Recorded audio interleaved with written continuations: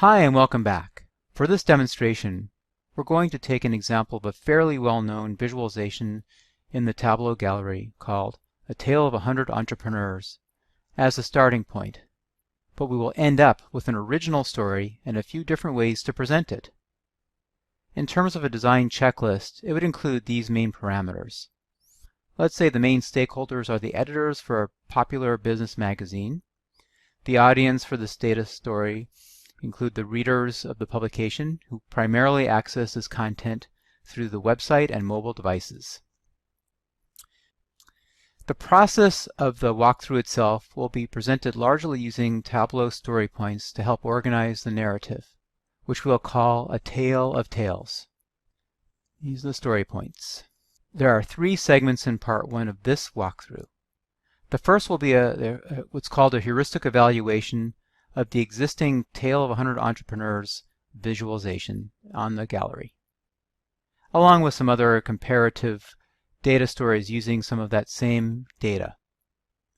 The second will be an exploration and story ideation phase, and the third will be creating an initial set of 3 Cs for a new story and the creation of a preliminary dashboard as a deliverable.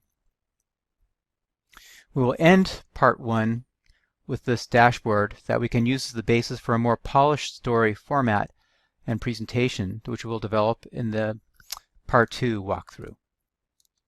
Now, I began my work life as a science journalist and will share some of what I've learned from that experience with you.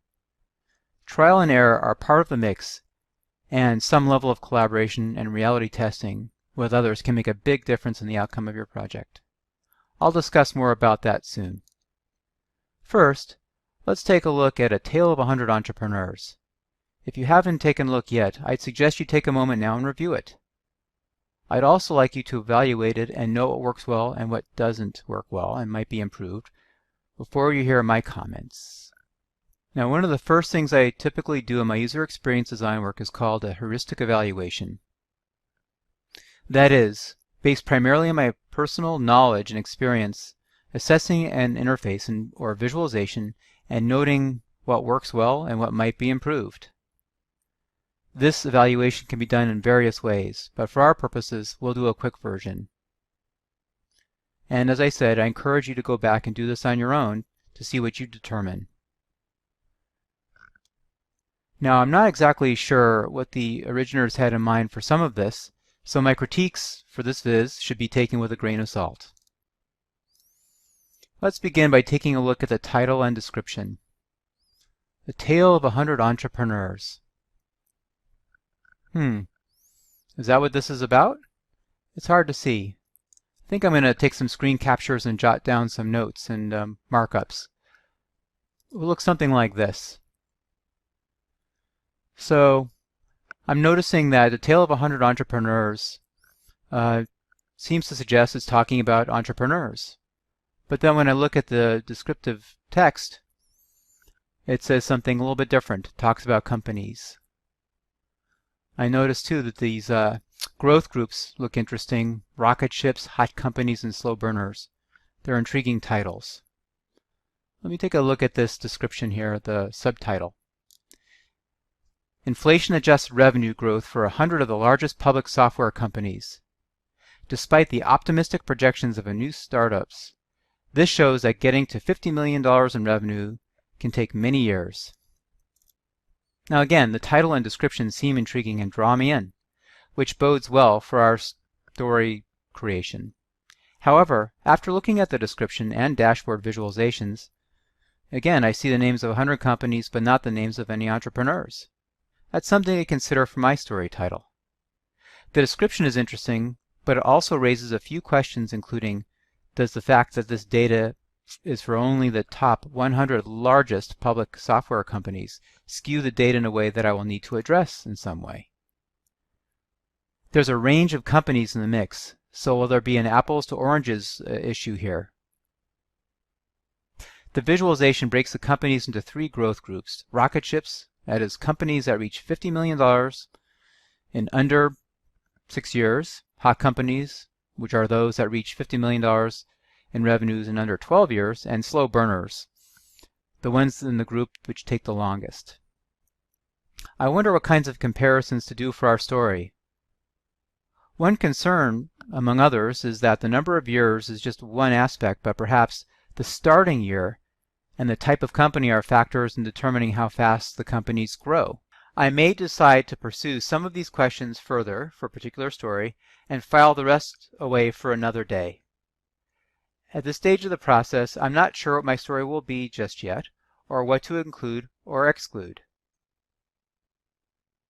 Okay, now let's take a look at examples using data drawn from the Tale of 100 Entrepreneurs workbook and how it has been used in various ways.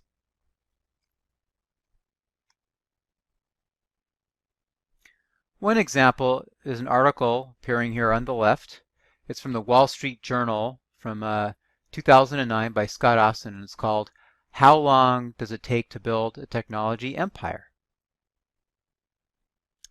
As I read it, this article expands, mostly through text, along with the now to us familiar chart here, the main theme of the original viz, which is that it takes longer than some may hope to make the $50 million in revenues within the first 5 years or so. All right, now let's look at another example on the right side that has a different layout, some custom filter controls for segmenting companies by industry, and a few added thematic elements.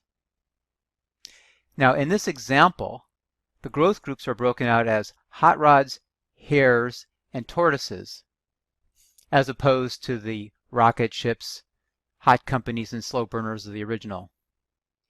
Now, it seems like a bit of a mixed metaphor with cars and animals and all, but the idea of the tortoise and the hare is an interesting one to me. Now, in case you are not familiar with that story, the hare was a clear favorite to beat the tortoise in a competition, a road race really. But the slower tortoise ends up coming in first due to the hare's overconfidence. The text on the right side of this visualization, upper right, poses the question, will fast growth yield long-term success, or does slow and steady win the race? Now at some level, because I'm familiar with the story of the tortoise and the hare, I'm expecting the tortoise to win. I'm not sure how that will play out in the terms of these different companies. We'll see. It's a great question for this situation, but I don't actually see any answers jumping out at me here. It looks like I'm going to have to do some work for my own conclusion to that question. Now we've noted some potential limitations within this data set, but it contains many potential stories as well. Let's try to find one. Now that we've done some very compressed evaluations and assessments, let's start doing some data exploration and story ideation. The conclusion of the first version of the story we looked at, as I understand it, boils down to how new companies should perhaps temper their expectations for reaching $50 million in revenues within 5 or 6 years. Now, how might we reframe this story? Well, I have some concerns about apples to oranges comparisons, so I am thinking about narrowing this down to, say, companies and industries in the same domain. Further, my first impression was that rocket ships are cool, and who wouldn't want to be in one of them rather than a, say, slow burner? However, then I pictured an exploding rocket ship and recalled the phrase slow and steady wins the race from one of the examples that we saw. So perhaps that's the germ of our story here. Our storytelling process is going to involve some subtraction and maybe a little addition of content. In this process, filters can be our friends. Now, along with heuristic evaluation and researching other examples, I did some brainstorming with my UX design colleague, Ken Whaler.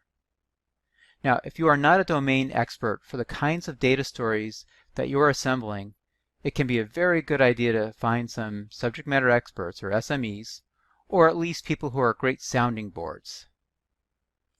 Now, to look for a new angle for our data story, Ken and I compared the net incomes of rocket ships and slow burners for the year 2008, just to get a feel for how they compare.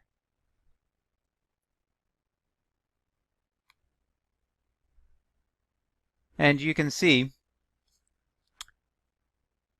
the net incomes of the slow burners and the rocket ships. You can see them spread out here. But what's clear to me is that the rocket ships, as exciting as they may be, are not everything that one might want. Now, this is a fairly unwieldy chart here. So let's try to roll up these different companies into their growth groups and also show the three companies side-by-side comparison. And here we go. So now we're looking at the net incomes for 2008 of the three growth groups: rocket ships, hot companies, and slow burners. Well, it looks like there seems to be a clear income winner, and it is not rocket ships, but rather the hot companies. It seems like we may have an interesting angle to tell our story. Alright, now let's put together an initial set of 3 C's for a potential story development here. Now we can change this as we go, but at least something to work with for the time being. Now the context is companies and funders use benchmarks of success, such as reaching $50 million in revenues in, say, for example, under 6 years. The challenge, using the Tableau Tale of 100 Entrepreneurs as a starting point. The rocket ships seem pretty appealing, but are they really? Well, it depends on how you look at them. And the at least provisional or tentative conclusion that we have is, just because you are a rocket ship doesn't necessarily mean you'll win the race to gain the most revenue over the long haul. Now also for a title, maybe we'll come up with something like Rocket Ships and Revenue. Is there a need for speed in reaching $50 million? Just something to think about. As you'll see, we'll come up with different titles ideas that may be more catchy. Now, because we are in a journalistic mode, I want to briefly note another term for information structuring that is often used in journalism. It's called an inverted pyramid, and that is putting the main point first, then supporting information, and at the bottom additional details. In a story, typically, the main point arrives at the conclusion. In the inverted pyramid, it may come first, so you just see that and may not read the full article. I just want to put that out there, as there are many different ways to tell your story and structure, but we're going to really rely for the time being on the 3 C's. At least as a way for us to get in the habit of thinking about stories in a certain way. Okay, now let's take the original chart and one of the ones we created showing net income for the different growth groups for 2008 and putting them side by side in a dashboard.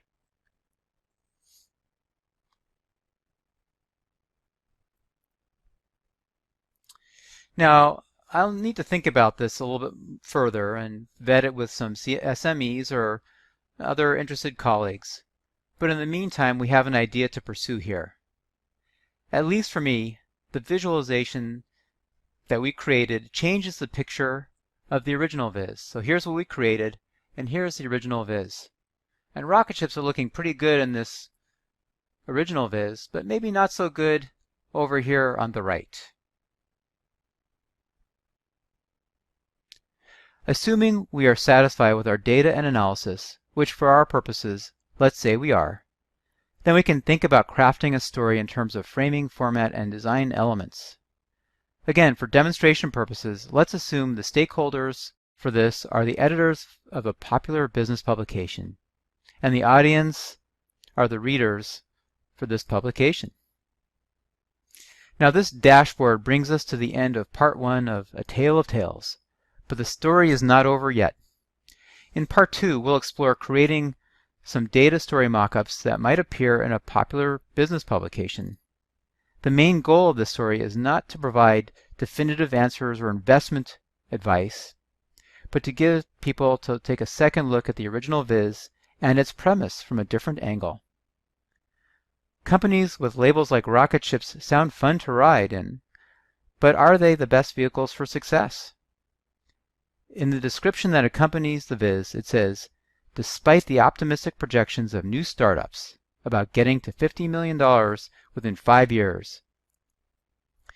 Now, that phrase, optimistic projections, maybe the optimism should be really focused on sustained high revenues and long-term growth. I'll leave you with those questions to consider and pursue.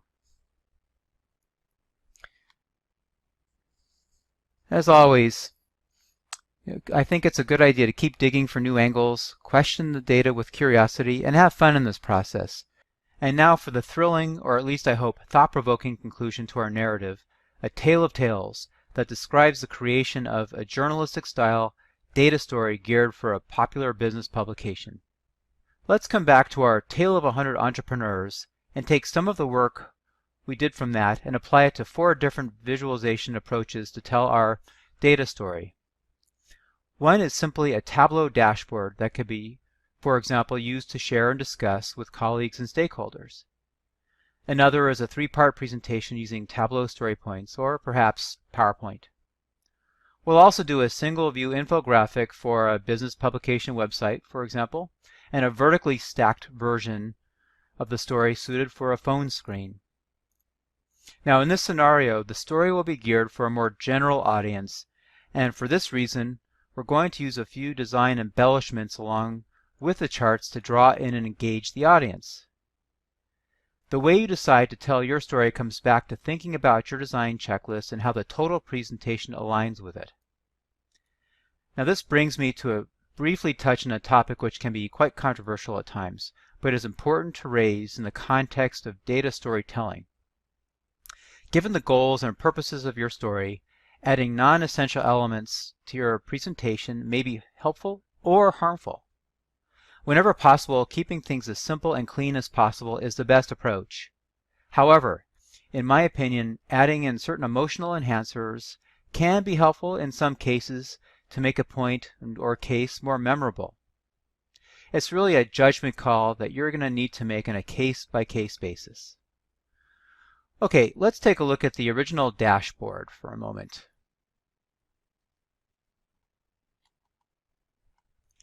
And specifically on the visualization on the left, which is our starting point viz. The labeling and language here with the red lines creates the impression that rocket ships are the most desirable kind of place to be, and that the less speedy startups have to temper their expectations. That creates a conceptual frame that rapid acceleration is good. But is that always true? Is there a counter-narrative? Well, rocket ships are great, but they can also often be dangerous or not work out. Might it be worth showing with visual imagery some kind of shorthand that rockets have both upsides and downsides? Now certainly the bar chart on the right provides a striking visual difference of opinion or counter-narrative and perspective on the original viz. But perhaps we might consider adding in an image of, say, a rocket ship to call out that metaphor in the story along with the 2 charts. Again, these are design choices. Now, would incorporating an image along with the charts be appropriate for a data story? Well, that depends on the audience. I believe sometimes they might, and other times not. It's a great idea to get rid of what Ed Tufte calls chart junk whenever possible. But depending on the context, you may also want to add in some vividness, memorability, and recall by adding in certain design elements that support your story. Chart junk is what's extraneous, and what's extraneous is basically what you define as extraneous. Now, there has been in fact, some research done to support the idea that certain design elements, even non-essential ones, can help improve recall and memorability. Ultimately, design is all about these judgments and the choices you need to make. There's simply not a single prescription that will be right for every case. Now let's think about the vehicle that you use for delivering your story and how that will affect design considerations such as layout of the content, as well as how the narrative thread may need to be woven in different ways. Let me show you what I mean. let's take a look at a draft version of our story as presented in 3 Tableau story points. In this example, the scenario would have someone verbally describing and elaborating on each of the story points, so the presentation does not have to necessarily stand alone and include all the required explanation that, say, a single view infographic might need. So let's look at our 3 C's in these story points. For the context setting portion of the story, we use the original viz to provide the focus.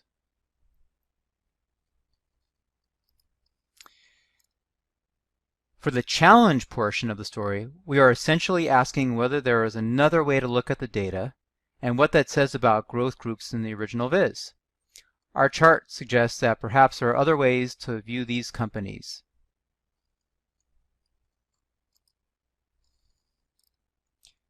As a conclusion, we note that the rocket ships may be fun and exciting, but that they may not be the best vehicle for long-term, sustained bottom-line success. This sequence of the 3 C's is done in Tableau with story points, which has some advantages for requirements such as rapidly making updates to the graphs and having them reflected in the presentation. That might be useful for rapidly prototyping your data story and doing iterations. Of course, the charts can also be exported from Tableau and used in presentation software such as Keynote or PowerPoint if that kind of control over the content by those tools suits your needs better. Now let's take a look at a mock-up with a single view infographic.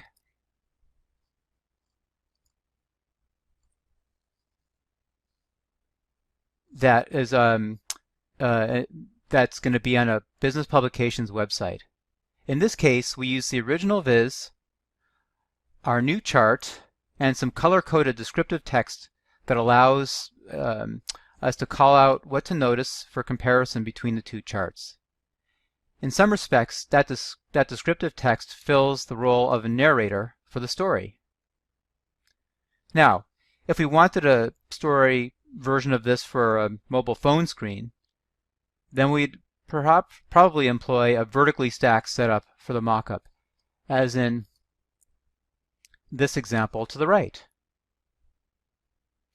Notice here's the original view that we're looking at of the single view info viz, and here on the right is the potential mobile version in a mockup form. And we can take a little closer look at that. I'll scroll through. Now, you may notice some unfamiliar words and text blocks here. I'd like to just make a quick note about that. It's called Greek text, although the language commonly used for this purpose is in fact Latin. The idea is to use an unfamiliar set of words so that the proposed volume and placement of text can be positioned without requiring the text to be finalized just yet. It can also help focus the person on the overall design rather than diving into particular wording choices. As a next step for this mock-up version, we would consider writing some copy to go with this visual.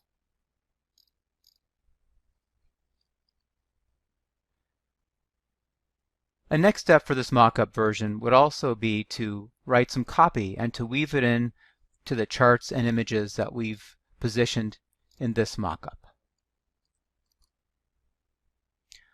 Well, that wraps up our walkthrough of a mini data storytelling process. I hope you found this interesting and that you can apply some ideas here to your own work. There's so much more to this topic, and this by no means is the end of the story. Thank you for listening.